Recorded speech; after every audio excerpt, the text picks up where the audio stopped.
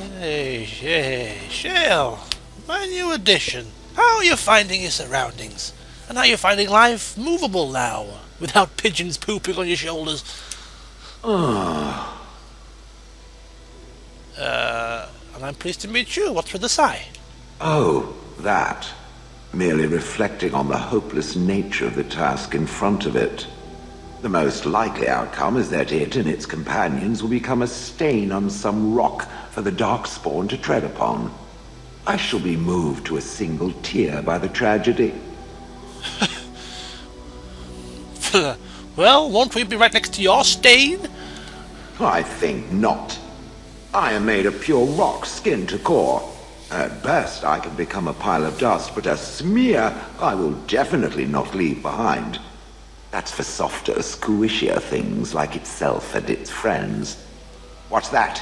Did it hear flapping wings? There may be pigeons nearby. We should be alert. Yes, and if you cheek me again, the rock thing, I'll have them land upon you and claw your bloody eye out. Right. My favourite time of the day, it has to be said. Chatting with Morrigan.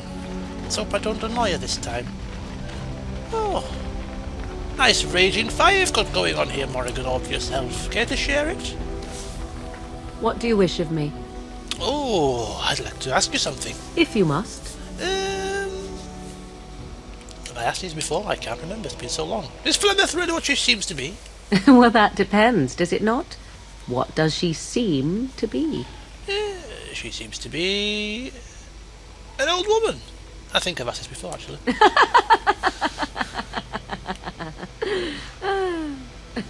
Oh, she is certainly old. Have no mistake of that. Tell me, how much do you know of the tale? The one that the chastened still tell of my mother, to frighten them into obedience. I know it all. I've just listened to the whole story from bloody Liliana. I've heard little of it. No doubt such a tale has mutated much over time and telling. Yes, mutated I many can times. relay what Flemeth once told me herself, and you can decide whether or not 'tis the truth, if you desire. And now I'll have to listen, because I don't want to insult her. So go on. As the tale is sung by the bards, there was a time when Flemeth was young and beautiful. A fair lass in a land of barbarian men, the desire of any who saw her. Just how long ago is this? Many centuries, before this land was even named Ferelden. Many centuries. The tales say that Flemeth fell in love with Osen the bard, and fled the castle of her husband, the dread Lord Conabar, and that he swore vengeance for her infidelity. In truth, my mother claims that 'twas Osen who was her husband, and Conabar the jealous lord who looked on from afar. Really? Lord Conabar approached young Osen and offered him wealth and power in exchange for his lovely wife, and Osen agreed. My God! He sold his wife to another man? The life of a bard is a poor one, and love fades in the wake of hunger. 'Twas Flemeth who suggested the arrangement. All would have been well had Lord Conabar kept his end of the bargain. But he was a foul man who bargained with coin he did not possess. Osen was led off to a field and slain, left for dead. Flemeth spoke to the spirits and learned of the deed, and swore revenge. Well, I have to say, this makes more sense than Liliana's version. So, she spoke to the spirits, or did she actually speak to demons? Spirits first, and 'twas they who slew Conabar. Flemeth did not turn to the demon until much later. Lord Conabar's allies chased Flemeth, you see, chased her to the wilds, and there she hid. There she found the demon, and he made her strong. The legends all speak of the great hero Cormac, he who defeated Flemeth and her great army when she invaded the lowlands centuries later. All lies. Well, I suppose Flemeth would say that, wouldn't she? You would be surprised at how little my mother cares for what I or others think of her past. The truth of the matter is that there was never an invasion.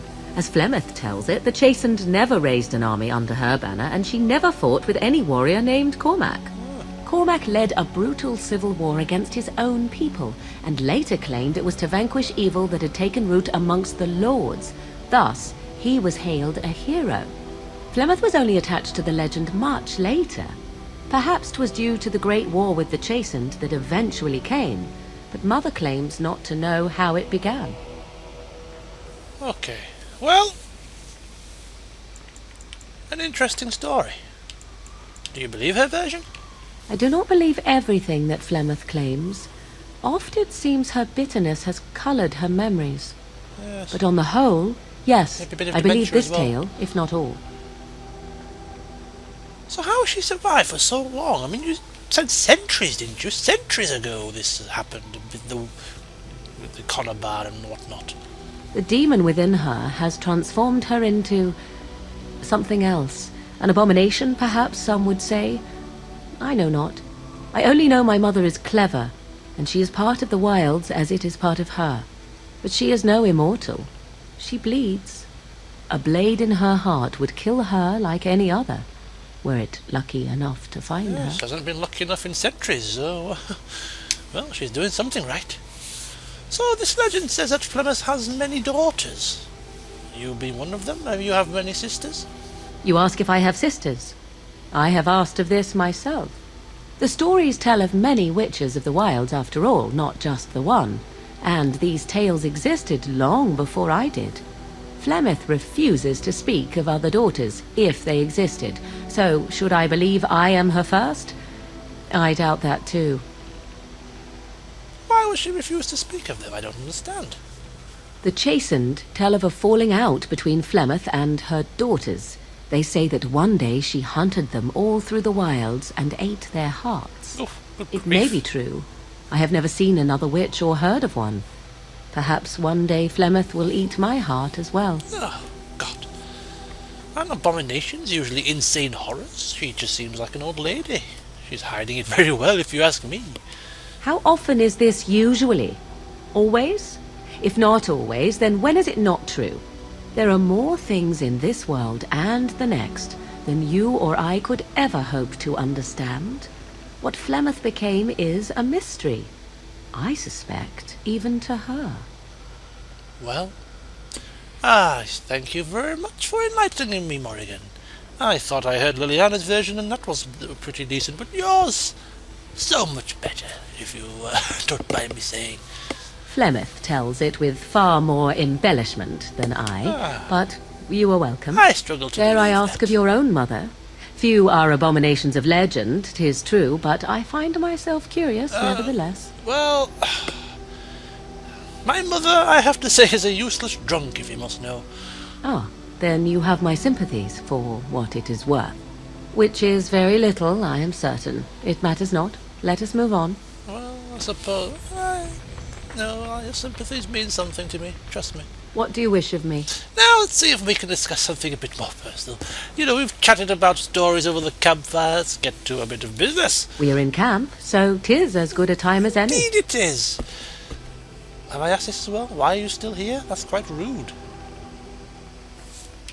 I'll ask it again. I am here because Flemeth commanded me to aid you. Why? Do you wish me to leave? No! I can do so Don't if you be prefer. silly, I'll ask you to leave. I don't want you to leave. Then I assume our discussion ends here. Ah, damn, I've now insulted her. Oh my god! No! What have I flaming done? All that conversation and now I've made things worse. I will never ask that again. Flaming Nora. Oh, for God's sakes. Right! Conversation over. I'm now unhappy. Did all that and now I've frustrated my only person I like round here. Where do you see these thingamajiggies? The bars. That's still decent. Give her a few treats and she'll be right as rain. Okay. Let's gather our forces, people. It's time to march on to Redcliffe. Argument awaits. Morrigan, you shall come. Indeed. Indeed you shall. Well, Alistair, you shall come. Yes. And Liliana, you shall go. Indeed.